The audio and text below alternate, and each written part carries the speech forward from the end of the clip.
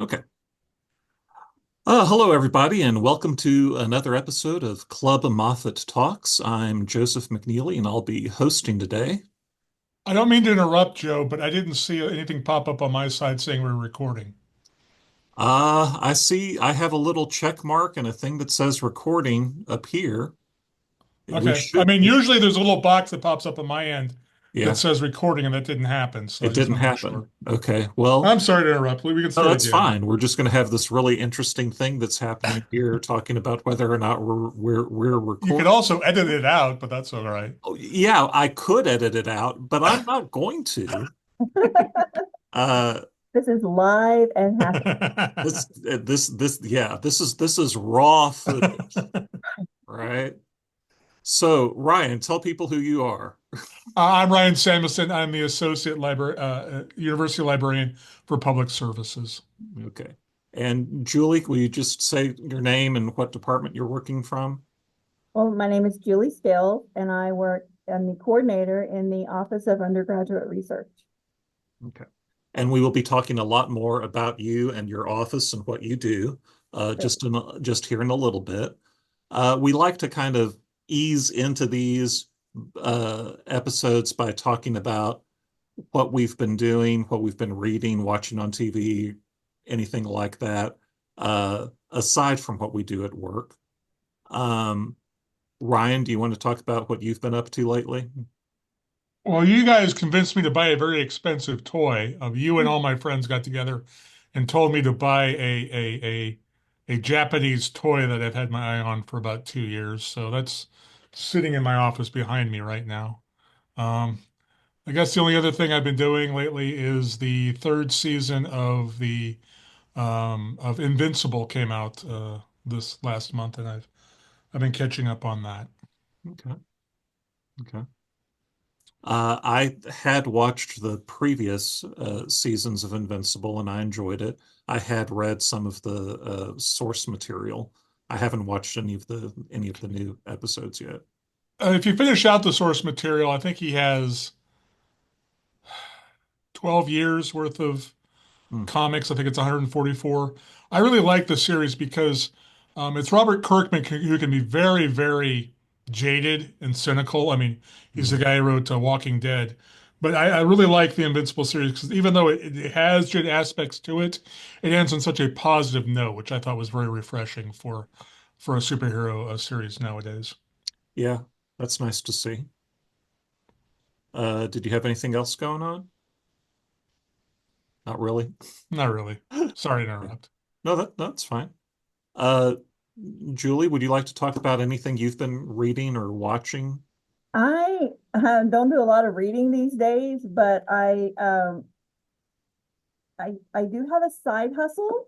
Oh, I do have a side hustle. I crochet, and so this week I've been making little puppy hearts and Oh, like little charms or whatever. And while I'm crocheting, I watch Midsomer Murders. oh, yeah. Okay.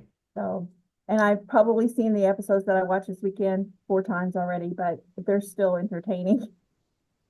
yeah. I Is know. there a favorite of the I know they have returning characters a lot of times, the Midsummer Murders and stuff like that. Is there a favorite detective that you like off of the series? For those who don't know, it's a very popular BBC anthology series that's been around for decades. I don't know. I kind of like them all, but I don't like Detective Scott. He didn't seem very like he was into being. It took him a while to warm up, but I liked Ben Jones, and then I liked that when they did the crossover with Neil Dudgeon as Tom Barnaby's cousin coming over and now being the new Barnaby, and I like his relationship with the detectives and the detective sergeants are just very it's funny to watch, but their humor is very dry and very British, and I love it. Okay. How long have you been crocheting? Well, I've learned how to crochet from my mother, my grandmother, probably when I was a teenager, like 10 or 11 or 12 years old. And then I know probably good, I don't know, it's been over 10 years now there was a prayer shawl ministry at the Park Place Christian Church. Hmm. And my friend Tracy goes, "Hey, you crochet, right?" And I was like, "Yeah, I crochet." And so I started back up. So it's been probably 15 years since I've been doing it again. So yeah, it's kind of a lifetime skill. And My I make mother other is, things too. sorry, my mother has recently started crocheting again. She's usually cross stitching, but she started crocheting this last year. Again, Yeah, she did a lot when I was much younger, but it's been a good 40 years since I've seen her crochet. yeah. It's good. It's very it's good for like to do something with your hands and be creative, and then like your back burner can kind of roll and you can think about and process, and or you can have conversations or watch TV, and it's not like you're having to like concentrate really hard like on like cross stitch or painting or something like that. Yeah. Hmm. Okay. I I've always been concerned that my finger coordination isn't particularly good, so I don't know how well I'd be on any kind of sewing, any kind of needlework kind of Right. craft. Yeah, yeah. It's a skill. It's a talent. It grows on you. That's cool. Um, my wife decided that she was not going to make it through the Wheel of Time books that we were reading. We had made it about halfway through the series, and This she's has been an ongoing saga, yeah, Julie, this yeah about because about his family trying to make it through the Wheel of there Time. So. are, I think there's a total of 14 books, and she had watched the TV series version and was interested in it, and knew that the book series would be more involved and do more character growth, character development. And I had read the series. I was like, we can try it. And we made it to book 6 or 7. And she was like, this is still going. And they keep adding characters. And so there was like this lull because we were doing a thing where we were reading a chapter every night. And then it's like, do you want to read tonight? It's like, no, I don't want to. And that went for about a week. And I was just like, are we just done with this? Are we not doing this anymore? It's just like, yeah, no, I don't want to. It's like, it's fair. It's fair. So I told her what I remembered about the way the series ended, and she was just like, yeah, I didn't want to slog through that. Um, Yeah, it's sad. Again, I don't think I told you, I've said this before in various weeks. I had a friend who was really into Wheel of Time, and he was talking about how great it was and how it was going downhill and how terrible it was over a period of about 10 years. So, and yeah, it's kind of sad because after a while you realize it's simply both the author and the publisher are basically trying to keep the series going just so people will buy another book, that type of yeah, thing. yeah. I think that I think that it would have been a really good, really amazing, like 7 book series. But it went on too long. It just, yeah, it was too long. Um, and then I'm still not convinced because the author passed away and it was finished by another author who was looking at that person's notes. I'm still not convinced that it actually ended the way that it should have or was even supposed to, you know. But yeah. Um, we've been doing TV and movies and stuff. Uh, I like to watch old movies that are like in the peripheries, shadows of my memory. Last night I watched To Live and Die in LA, which is from '85. Um, and I had sort of vaguely remembered a couple of things about the movie. And the couple of things that I remembered about the movie happen at the very beginning and very end of that movie. I was just like, yeah, that's what I remembered about that movie. That's Michael Mann who did Miami Vice, if I remember right. It's actually not Michael Mann. It's not. I thought it It was. it Okay. it is not. It I was looking at the trivia about it and I don't remember now who it was. Actually, there was like a rumor that Michael Mann wanted to sue the people that did To Live and Die in L.A. But as far as I can tell, that rumor was a fabrication. It's a very Michael Mann-like film, I put It it is, that it way. has that kind of feel. Well, I describe that kind of movie as being an MTV movie. Not that it's from MTV Studios, it's just that it has that, oh, this is just a really long music video kind of feel to it, you know? I've heard it also called neo-noir or 80s noir. Yeah, After the film noir stuff of the 1930s, which is very much like uh, old noir, except instead of being black and white, it's very colorful usually, but yeah, it's the yeah. same sort of storylines and plots. So I just did the thing that you usually do, Ryan, and I pulled it up on my computer. The director for that was William Friedkin, Okay. um, who also did The Exorcist and The French Connection. Okay. All right. But yeah, It's got a much different feel than something like The French Connection, though, even yeah, though they're very similar yeah, type definitely. stories. But yeah, But yeah. Every once in a while, I pull up one of those. Like a couple of weeks ago, we rewatched Streets of Fire, mhm. which is a very rock, musical kind of movie. And the connection point there is that Willem Dafoe's in both of those movies. But Early William Dafoe, actually. Yeah. yeah, yeah. Okay. All Well, right. we've talked about what we've been doing. So, uh, The geeking out part of our podcast is now over with. We're going to get into the meat of well, I stuff. mean, it may come back. We'll see what happens. But Julie, I did actually specifically want to have you on to talk about what your office does and what and is Eureka specifically a thing that your department does? Is that a thing that is one of your initiatives?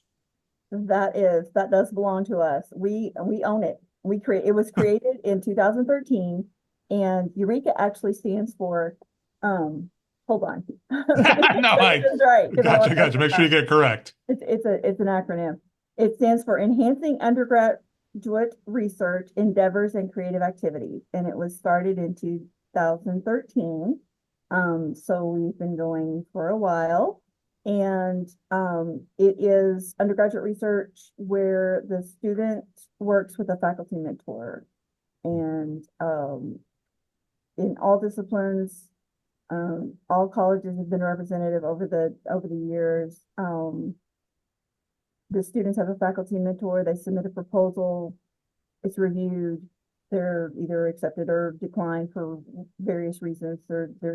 Being declined is that's the hardest thing to happen. The easiest thing is you can't. I always say the easiest way to not get into Eureka is to A, not apply, and B, write a really crappy proposal and don't do the due diligence that we sometimes allow you to do to make amendments to make it better. And so we have all colleges are represented except for the theater college this semester. We had them last semester, but this semester they were only one semester project. So we have 5 colleges represented, and we have this semester we have 33 students in the program, 25 mentors, and 27 projects. And this is the largest cohort that we've had since I've been here since 2017. Oh, congratulations. Yeah, we're really excited that something happened and it just blossomed, usually after the forum, which is our end of the I'm getting ahead of myself.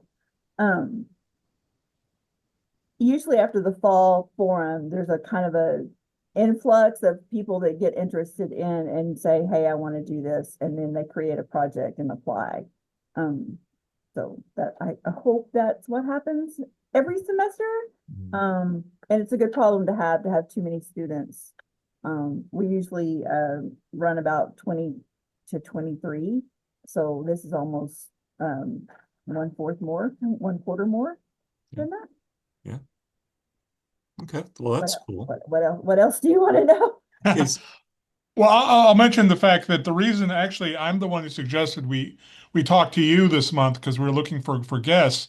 And the reason being is because I'm in the middle of a lot of people don't know this as well, but we have a research award that we give out, cash money actually, to the students. And over the years, the winners have mostly been Eureka students, just because, again, they've got that discipline to do really good research projects as far as things go.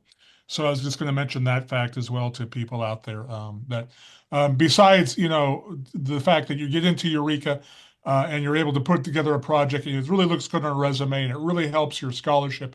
Again, one of the things you can also do is then turn around and apply to the Moffett Library Award and possibly get some money back to help pay for your tuition. Absolutely. We encourage everybody that participates in the forum in the fall to submit their application to the Moffett Library.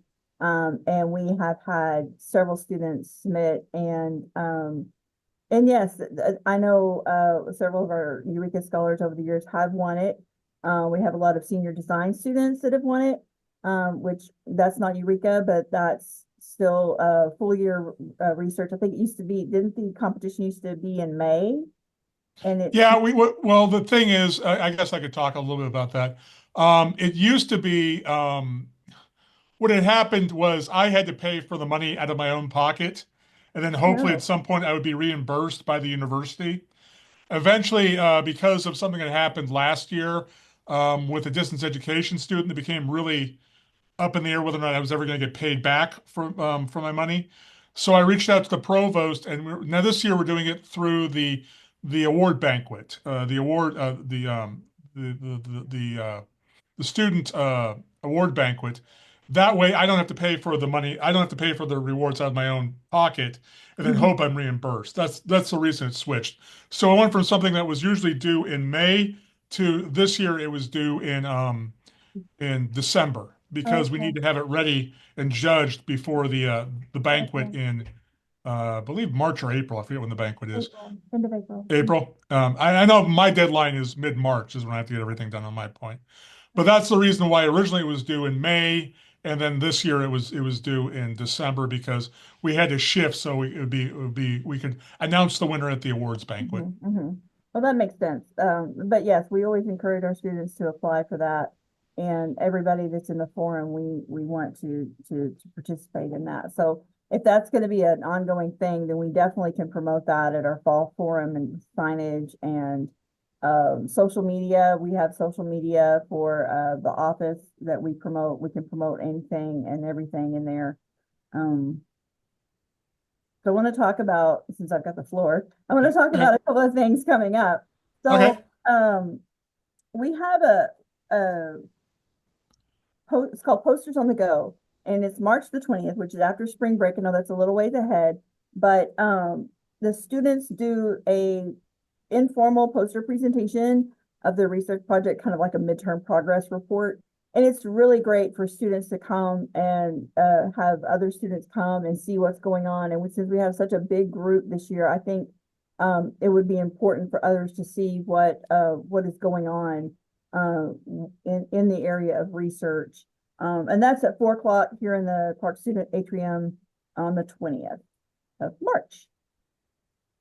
And then on April the 24th is our spring undergraduate research and creative activities forum. And that's April the 24th. And we'll be sending the call for abstracts out for that at the end of this month. It'll go out to all through the postmaster for all students that are doing research. That includes independent studies, classroom projects, senior design, capstones, and Eureka. Students will can all apply for that. It's a requirement for Eureka to present. I think it's also a requirement for the senior design students to present. So we usually see a large group of presentations in the spring. And those are two big dates coming up. So Okay. we're also doing one more thing. We're also doing orientation sessions. So what we're going to do is on our social media is we're going to post these pre-orientation sessions for students to come in and just kind of have a 15, maybe 20-minute session with me here in the undergraduate research office, which is room 161 in the Clark Student Center atrium. Look for the Eureka banner over the door. You can't miss us. And just to have a session with me to understand a little bit better about the ins and outs of the program, what the requirements are, some of the things that we kind of ask of students to know about kind of before they get involved. We've had issues in the past before where students go, "Oh, I'm overwhelmed, I can't do it anymore." And so if they know kind of what they're getting into before they sign up, we have better connection with the students. And we've already seen that it worked last fall, and we've already seen a great number of the students that came and to those orientation sessions did apply for Eureka and were accepted into the program. Okay. And that's kind of all we got right now, unless you have any questions for me. Well, I've asked a lot of the questions already. What would you say is the best benefit to the students to do something like this? Why, I guess my question is, pitch it to a student. You've got students out there right now. Why is this something they should care about, I guess? Well, it is it's good. It's a good skill to have. It helps with your critical thinking.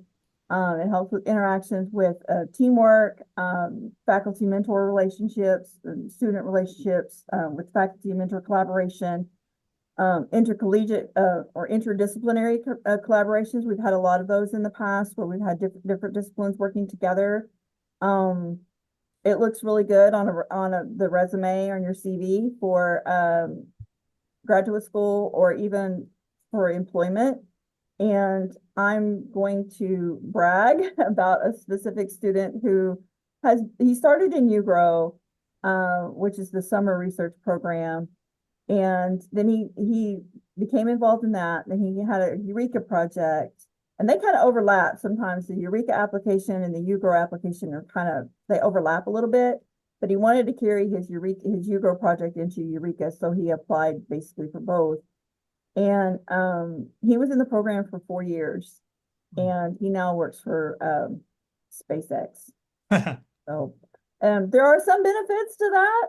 He was a computer science and engineering student, and so he's got a really good career now. And I think we have a good feedback, from a lot of our graduate students. That students graduate, they go on and they connect back and say, if it weren't for Eureka, I wouldn't be as far ahead in graduate school as I am now, or in my job. The teaching students, they usually are they get jobs real quick, and they have that extra skill of knowing how to critically think on the fly, assess and analyze.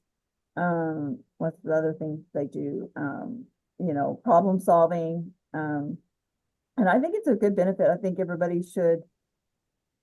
Even if you don't do it through Eureka, you may be doing it through your class, through like a history paper, research paper, or biology analysis, senior design. There's a lot of opportunities for research outside of Eureka, just in your coursework.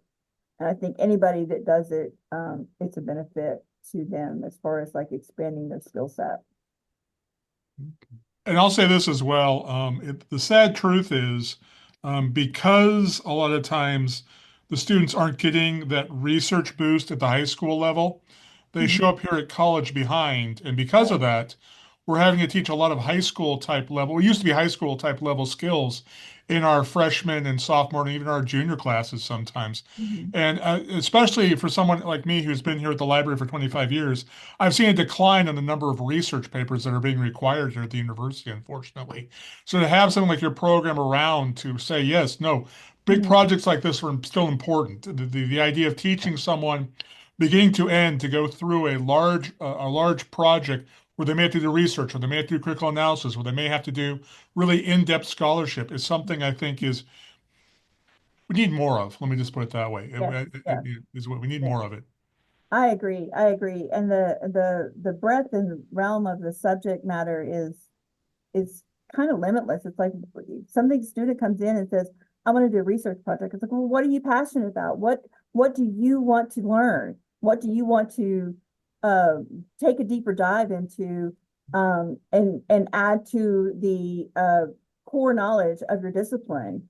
And it gets them to thinking like, oh, I studied this and I did a paper on this a couple of years ago, about whatever. And it's like, well, that could be a research project. You could take a deeper dive on it and expand it and, get some, do some studies, do some analysis, do some surveys. Um, I just think I think it's important. I'm Yeah. a big advocate for it. How you had mentioned something about the forum and like the order that things happen. How would can you describe how that goes? How like what is a student's interaction with Eureka? They don't know anything about it, and then things happen, and this is how they're introduced to it. This is when they'll see things. Okay, well, that's why we have the pre-orientation sessions. It's for faculty and students to like say, oh, I want to do research projects. So the faculty, they go to the faculty and say, I want to do a research project, and they send them to us and say, okay, go learn here. And that's what we do in the orientations. We talk about the proposal process, and this is all on our webpage too, under msutexas.edu/Eureka, EURECA. The proposal, how to write the proposal, we hope that the faculty mentor helps them with that. Mm-hmm. But we show them, we don't teach them how to do the research. That's something that they have to work with their faculty on.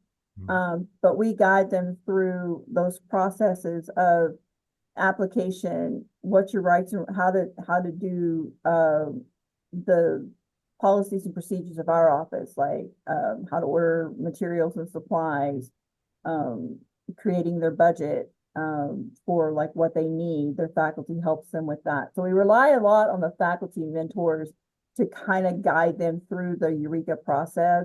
And once they've applied, once we know that they want to apply, then we help them with the application process. And then once it's reviewed and they're accepted, then we help them by providing materials and supplies, some funding for travel. We have sessions where like our office is an open door. If they have questions about anything, they could come in and ask me. But we have that posters on the go session. So they're not just flying solo. We rely a lot on the mentors to help them with the research process because our mentors have been doing it for a long time, either here or wherever they may have come from, or in their TNP process or through their coursework.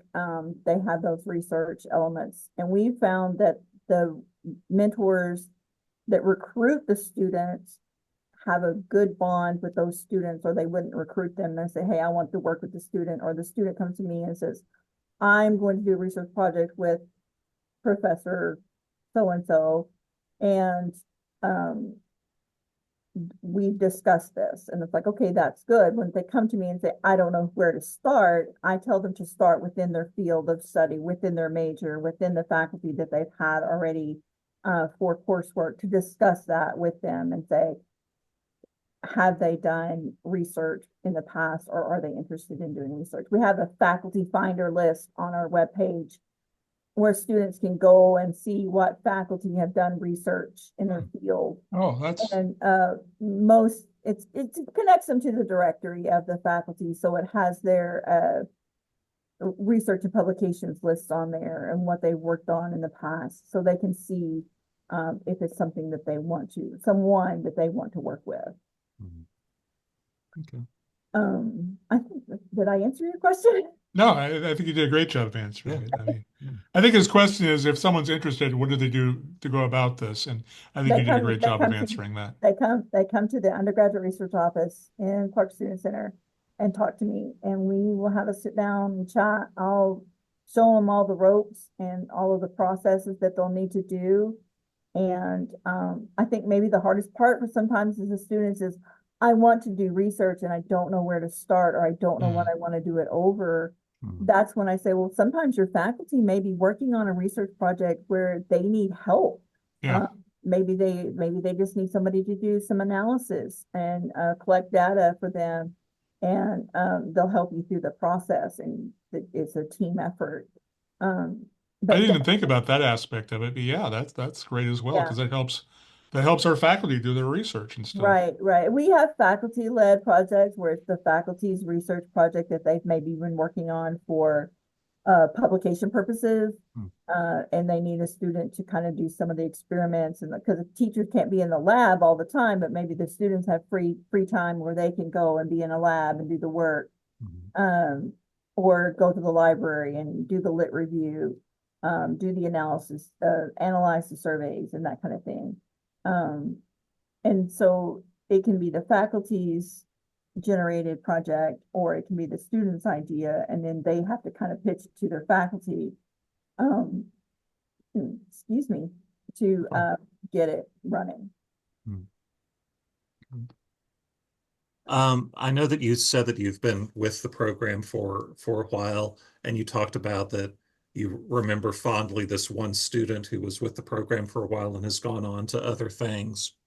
Are there any particular research projects that stick out in your brain as being, oh wow, this person did this topic? Or Well, that student's topic was AI.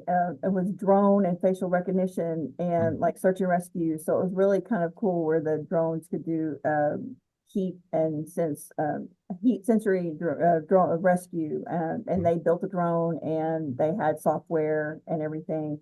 But we've had students, one group of students, education students, analyzed children's books about children with disabilities, to work on how service learning teachers can teach students how to help students in their classes who have disabilities, and help the other students accept and understand those disabilities. And so they analyzed books. I think one of the oldest books they had was from 1975. That was hard to find, but it was a relic as far as like, oh, you can't do that because you're in a wheelchair. And then the books from like maybe 2 years ago was like, I can do anything. I'm in a wheelchair. So it was kind of a neat spectrum of how in those few years that the concept of being disabled has changed from, oh, you can't do that because you're in a wheelchair. And of course, the child with the book said, yes, I can. And then now it's like, I can do, they're only limited. But I thought that was a really good project. And then we had another education student project where they looked at how AI could write lesson plans, and that's pretty recent. That was just last fall, I believe, last year actually. And so that's kind of a hot topic, AI, and how that is helping with research. And so we're seeing a lot more of AI coming into our research as far as like how it can help or how it can hinder.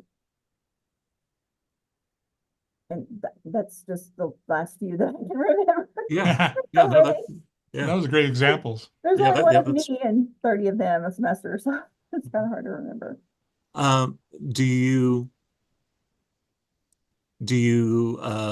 have any trouble getting faculty mentors for this, or has that never been an issue? Have faculty been pretty on board about, yeah, let's do this? I haven't. We don't get a whole lot of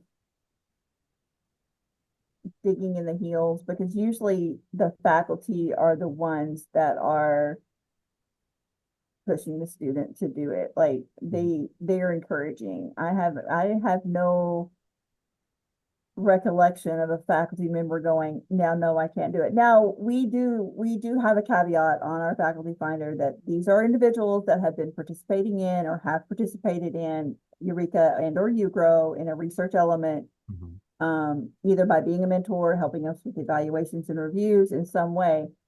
It is up to them to decide, yes, I want to take on a project or not. And sometimes the student says, well, I went and talked to Professor so-and-so, and he said, no, I don't have time. Well, let's see what we can do. Let's see who else we can talk to. And sometimes if we call them and say, hey, this student really wants to do a research project, we can do that. Our director, Dr. Stacia Miller, is really good about bridging that gap between the faculty and the students. If there's a situation where like the student may come and say, I can't find a mentor, and then we'll help them talk to some faculty and see what we can find out. And I'll say this to any freshmen out there. I always get, oh, I don't want to bother my professor. It's been my experience that the professors want you to bother them. What they really hate is apathetic students, students who don't care enough, students who don't come see them. I mean, they have office hours for a reason. That they really want the students to engage. This is their life work, and they're happiest when the students engage them and want to do more research Right. and want to continue on exactly what I said is the professor's life work in whatever field they've chosen to do. It's real hard to get a PhD. I mean, it requires a lot of work. And so what they really almost every professor really likes to see from a student is enthusiasm more so than anything else, I think. Passion, yeah, having passion and interest, and we don't, we do see some second semester freshmen. We've seen more in the past couple of years than we've had in the past. I think with freshman year they come in and they don't the timeline to submit for the fall just basically skips over first semester freshmen. But by the time the December deadline comes around, students have, they've come to the forum, they've seen it, they've heard about it, they've like, hey, what's this all about? And then that's where we can open that door and say, we know your freshman year is busy. We've been there. We've all been there. I vaguely remember my freshman year here, and it was pretty busy. And you're just trying to remember how to get from point A to point B on time and not be late for class and get all your grades in. But there are those overachievers or extra achievers. I want to say overachievers. I'm going to say extra achievers that like to do the extra work, that like to take on extracurricular work because they either like to be busy, they're interested in it, and they want those extra skills and challenges. Yes. Wow. Okay. Yeah, unfortunately, Chris isn't here. He'd usually fill the empty space with some sort of talk about something. Yeah, yes. He's very good at silence filling, but he's also very good at tangents. Yeah, And that's not necessarily a great thing to be good at. Okay. Although it definitely fills up time. Okay. It does. Since we have a minute, This might be a shorter one just because he's not here, that's all right. unfortunately. That's all right then. I'll throw out that Dr. Jonathan Price and Dr. Sarah Cobb are in charge of the UGROW program, which is the Undergraduate Research Summer Opportunities Workshop. And they have just sent out a call for faculty proposals. So this is faculty-led. The faculty submit the proposals, they're reviewed, and they'll be available to the students to see, I believe, March the 1st. So the faculty proposals are due February the 15th. And the students are, hold on, I wrote it down. Okay.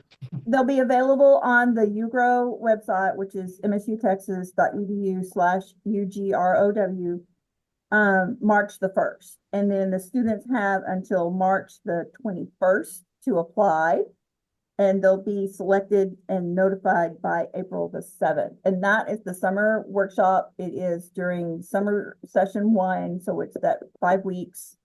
And if they go to their webpage, they can see all of the application instructions if they're interested in doing undergraduate research in the summer. If they like, oh, I'm interested in it, but I missed the RECA deadline, now there's an opportunity for them to come and do it in the summer. And that's really fun because a lot of cool things happen in 5 weeks, and they're having this is the 20th year of UGROW. So there's going to be an all-day symposium and a celebration that evening. And we would like for it to be a nice big class this semester. Usually they take 16 to 18 students. It's just kind of limited, but and they can have up to that many faculty apply. So we hope it's a big summer. We used to be in charge of it. And then Dr. Rincon retired. And so Um, she was the one that got that started here as well. So it went back to the McCoy College of Science, Math, and Engineering. And like I said, Dr. Price and Dr. Cobb are running that now, and they do a fantastic job. Well, is there anything else we want to talk about? I mean, we got a little bit of time still. It's 36 degrees outside. Oh, that's We terrible. can talk about the weather. Well, Because my parents pointed out they're from Dallas. They called me up Sunday and they said Saturday it reached 88 degrees in Dallas. Yeah, it was warm. wow. Um, I'm okay with talking about your side project of crocheting. If you're interested in talking more about that. I have my son's girlfriend uh, does a lot of needlework things and knits and crochets. She actually made the scarf that I have hanging around my window. That's like the um, rainbow scarf that I have here, and I keep being tempted to show her some crazy things that I've seen, like where people have crocheted suits of armor that are like life size that they can wear, and things like Well, that. yes, there is a limit on that. Now, we see a lot of things in our crochet group that we have. We actually have a group here on campus. We call ourselves the Wool Crafters, and we meet at noon in the library in one of the pods over there, and we bring our work and we sit and we chat. And it's everybody. It's whatever you're working on. It doesn't have to be crochet. It doesn't have to be knitting, cross stitch. Ebony Harris is in there. One day she was carving. And one day Rebecca was working on a quilt, and then one day she was coloring. So it's just whatever you want to do, whatever craft you want to do, just come and chill and have a few moments. But there is a lot of AI out there in the crochet world, and it's really funny. It's like, look at this cool crochet thing, and you can analyze it. But I have seen some suits of armor. I actually have a friend that lives in Fayetteville, Arkansas, and she actually crocheted a Marie Antoinette dress and hair. Wow. Yeah, it was huge. It was huge. And then she crocheted a bumblebee dress, kind of similar, because she's a master crocheter. I'm not that good. I just do I do hats. I don't know if you can see hats, beret, and thread, of course. Scarves of various lengths and widths. So I try to keep things simple. But yeah, a suit of armor would be quite an undertaking. Yeah.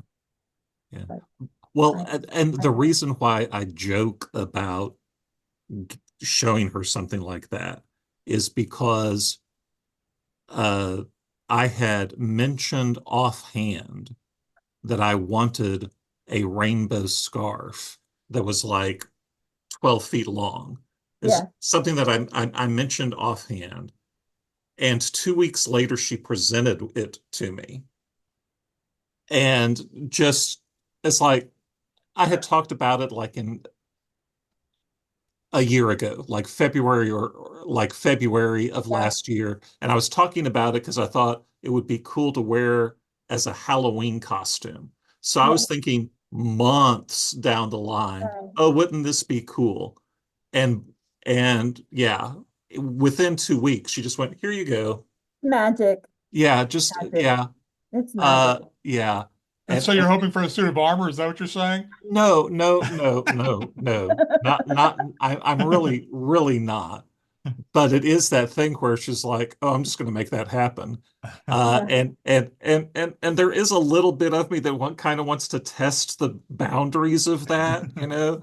It's like, but yeah, it's like, could you make, I don't know, a cover for the car or something? right. But but but if I challenge her, she's gonna do it.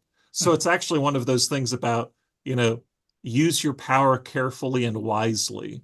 You Yes, know. wisely. Be careful what you wish for, right? Yes. Yeah. Yes. Well, I limit myself to if it's something that I think is too complicated or overwhelming because I like have ADHD in the adult form where I like small things and they're done in one.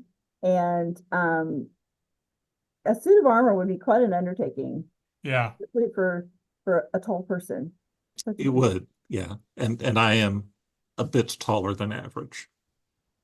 So You yes. could try it and say, "Hey, check this out," and she'd be like, if she walks up to you and wraps her arms around you in a weird way, she's measuring your without a tape measure. Yeah, like how tall are you? Like if she puts some kind of weird mark on the wall and you stand next, like stand right here, and it says 6'2" or whatever, and she Yeah. knows how Yeah. things signs to look for. Somebody like I saw a lady in the restaurant yesterday and she had a beautiful shawl on and I recognized it. I recognized the yarn, kind of yarn it was, and I asked her if she made it and she said no, her mother had, and it was an older woman, so I thought that was really cool. That's really special that she had something that her mother made, and I have things that my mother made, Mm. and I cherish them. So it's a life skill, and it's always good to have, I think, anybody to do a creative skill like that. Yeah. Um, Yeah. Yeah. I mean, it that's my becomes, thoughts on again, that. I mentioned the fact my mom used to crochet and I have a blanket at home. Now, Mhm. unfortunately, she made it for me when I was like 6 or 7. So it's way too small for me now, but she wraps herself up in it whenever she comes to visit. So There you it go. still has There you go. uses. Yeah, I like to rescue crochet blankets at the thrift store too, Mm. and say, oh, this needs a new life, and I'm sad that it's here, and I'll buy it and bring it home and pile it on my bed. Just have a pile of crocheted things. I gave some crocheted, my mother crocheted, of course, like crazy. And my aunt, my grandmother all crocheted. My aunt crocheted for babies in my hometown. And my mother had crocheted some baby blankets. And when her youngest sister's granddaughter was having a baby, I gifted these blankets to her. And I won at the baby shower because I made everybody cry because she goes, "Oh, did you make these?" And I said, "No, my mother did." And this was after my mother had passed. So it was it's especially bittersweet. And my cousin, she started crying. My aunt started crying, and I started crying. And it was like, okay, we can't cry anymore. So I won the baby shower. I broke the baby shower. But it's just it's a treasure to have those gifts that are made. Even though you no longer use it, it's still useful to your mother, Ryan, and I think that's amazing. My favorite That's a slightly crocheting, different game. sorry. I was about to say croquette. That's something completely different. Is the famous Doctor Who story from the Fourth Doctor, where basically they came to him and said, "I'm sorry, our wardrobe person messed up. We told her to make a scarf, but we neglected to say how long the scarf was supposed to be. So she just kept knitting, and it's like 30 feet long. And Mhm, we're gonna have to get you a new scarf." He goes, do not dare do that." Tom Baker was like, mhm. "Give me the scarf. I'm going to wear that Right, scarf." right. Because that woman put so much effort into it, and it became his iconic piece of costuming was these elaborate long scarf, and Yes, I'm and sure that caused a lot of British people to start take up the hobby at some point yes, because of that as yes, well. I bet. yes. There's patterns for that all over. Yeah. Also, too, an interesting fact: these sweaters worn by Tom Hanks in the Beautiful Neighborhood, called the Mr. Rogers, were hand knitted by someone for him to wear. He made Oh, a couple different ones that he wore, but those were hand knitted. I don't know by who. I don't know anything other than they were hand knitted. They weren't like costume store bought from, somewhere, but they were hand knitted specifically for him. That's awesome. Yeah, that's very cool. All right. We're probably going to go ahead and start wrapping up then. I have my little list of things to mention about things that are happening on campus around the community and stuff. Uh, Julie, before I do that, is there anything else that you wanted to make sure that you mentioned? I don't think I think I covered everything. If anybody has any questions, again, they're welcome to stop by the office here Again, that's in the Clark Student Center, room 161, and I'm here. I'm here. I'm happy to help anybody, even if it's not, even if it's just an undergraduate research question in general, or UGROW question, I can help them with that as well. All right. Okay, then just a few things happening in our community and on campus. First of all, we've got the Stage 2 Dinner Theater is doing showings of Ken Ludwig's Moriarty throughout the month. We've got Take Back the Night being held on February 20th in the Clark Student Center. Beginning that night and then running through that Sunday, MSU Texas Theater is producing a play version of George Orwell's 1984, which is more relevant than I want it to be. The Harlem Globetrotters 2025 World Tour is coming to K. Yeager Coliseum on March 2nd. On March 3rd, MSU Texas Theater and Music presents Masterclass with Broadway star Shireen Ahmed. And I mentioned this last year, and I'm going to do it again. I'm doing it every year. Don't forget to March 4th, on March 4th. If you have a thing that you've been putting off doing, you haven't done it yet, choose the 4th of March as the day that you decide, hey, I'm going to go do that thing, and March 4th. Then beginning March 15th, the Wichita Falls Museum of Art at MSU Texas will present the exhibition Unfolding the Rainbow of Motherhood. If you'd like to have more information about those things that I mentioned today and other local activities, you can check out the events section of the MSU Texas homepage and the calendar at discoverwichitafalls.com/events. And of course, you can always drop us an email here at the library if you have any comments or questions or suggestions about our podcast or, our lives in general. Yeah, Okay. we're very lonely. Please contact us. It's true. I often wish people would just come and visit me in my office. Although I have to say that if you come to visit me in my office, you will get bonus points if you bring me warm chocolate chip cookies. Just saying. Just throw that out there. Okay. All right. Well, I think that's going to wrap up this episode for us then. And so thank you very much for being here, Julie, and talking to us about the undergraduate research. And Thank you for we'll have having you me. on again futuristically to talk more about other things going on with that department or other things. More about crocheting. We'll find a way to stitch you in. Right. Stay hooked, as we say. Yes, yes, there we go. All right. So for those watching or listening, thank you for being here, and we'll catch you next month.